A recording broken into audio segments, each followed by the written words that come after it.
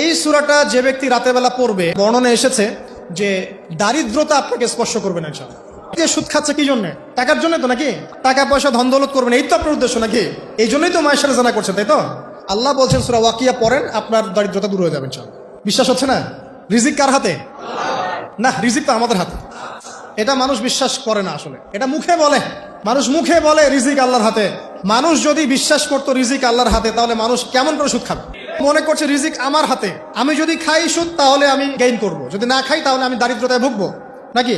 যদি আমি ঘুষ নেই তাহলে আমার উন্নতি হবে অর্থনৈতিক, যদি না নেই তাহলে আমি মরে যাব, না খেয়ে মরে যাব। যদি আমি দুর্নীতি করি তাহলে আমি বাঁচবো, আমার সন্তানরা ভালো থাকবে, যদি না করি আমি দারিদ্রতায় মরে যাব, তাই তো? এই কনসেপ্ট ছাড়া কেউ এগুলা কাজ এমনি করতে পারে নাকি? নিঃসন্দেহে আমরা মনে করি যে রিজিকের মালিক আমরা, আল্লাহ নয়।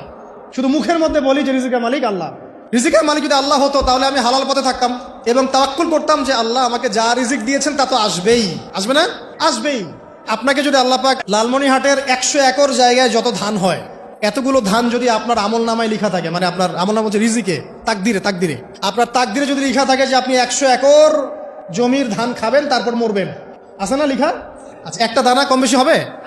আপনি যদি আল্লাহর প্রতি তাওয়াক্কুলই করেন তাহলে আপনি হালাল পথে থাকবেন, বিশ্বাস করবেন যে আল্লাহ পাক যেটা লিখে রাখছে আমার তাকদিরে রিজিক, এর একটা দানা রেখেও আমি পৃথিবী থেকে যাব না, সিম্পল। তখন আপনার অন্য পথে যাওয়ার কোনো কারণ নাই। আর যখন আপনি বিশ্বাস করবেন না, না এটা আমার হাতে, আমি যত পরিশ্রম করব তত রিজিক বাড়বে, আমি যত ঘুষ নিব তত বাড়বে, রিজিকের এই পুরো দায়িত্বটা আল্লাহ পাক আপনার হাতে ছেড়ে দিবেন। আল্লাহ পাক আপনাকে কোনো বারাকা দিবেন না। ইয়ামহাকুল্লাহু রিবা ওয়া ইউরবিস সাদাকা। সদকা করলে সম্পদ বৃদ্ধি পায়, আর রিবার মধ্য দিয়ে সম্পদ ধ্বংস হয়ে যায়, একদম মাটিতে মিশে যাবে। অনেক গভীরে চলে আসছি, আসেন আবার রাতে চলে আসি। রাতটা কিভাবে এনজয় করতে হয় এটাই আমাদের আজকের লেকচারের টপিক। মানে আমরা কিন্তু জীবনটাকে অনেক বোর মনে করছি না? এই যে ব্যবসা বাণিজ্য, চাকরি বাকরি, বিবি বাচ্চা, পরিবার, অনেক অনেক যন্ত্রণা নাকি, অনেক সমস্যাই না? কিন্তু আল্লাহ পাক ইসলাম দিয়েছেন কিন্তু জীবনটা উপভোগ করার জন্য। কি জন্যে? উপভোগ করার জন্যে।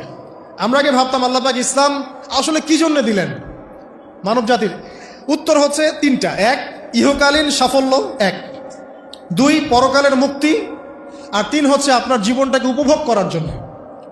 আপনি জীবনটাকে ইসলাম দিয়ে যেভাবে উপভোগ করতে পারবেন অন্য কোনো বিষয় দিয়ে পারবেন না। দেখেন কিভাবে, রাতটা নিয়ে কথা বলি।